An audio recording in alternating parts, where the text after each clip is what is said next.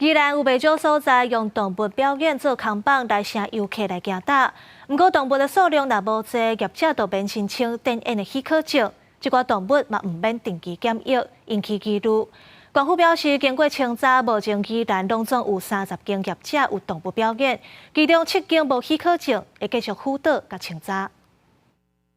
手提草啊，甲羊咧互动甲翕相。最近这几年，宜兰县这种动物展示表演的场合是愈来愈多，嘛请袂少游客来遮。不过有民代接到တင်情，认为县内大部分动物展示表演的场合并无合法申请许可证，动物嘛无定期检疫，是一个问题。家长会认为，在这样子蓬勃发展的亲子动物农场的，在宜兰县内这样子的蓬勃发展，那是不是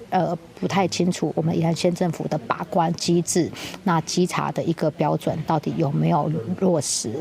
照动保法的规定，动物展示演出的定义是伫公共场所或者是证人会当出入的所在，以动物提供展示表演或者是甲人互动。不过，有的所在动物的数量无济，而且店头认为这是因家己饲的动物伴，无甲展示演出的规模，所以就无申请许可证，甲定期检疫。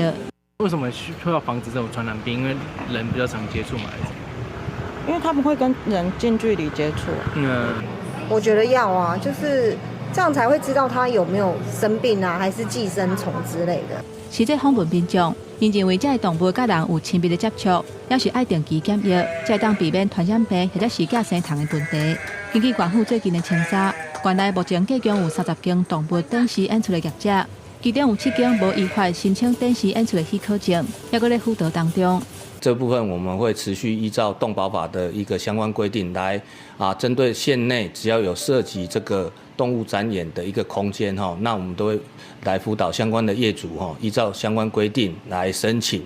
县府表示，为了保护动物，嘛避免民众接触动物了后产生危害，会要求业者只要有以动物来盈利赚钱，就需要申请展示演出的许可，若无会依法来处分。而且会看情形，禁止业者继续予动物展示表演，嘛会继续来辅导甲清查。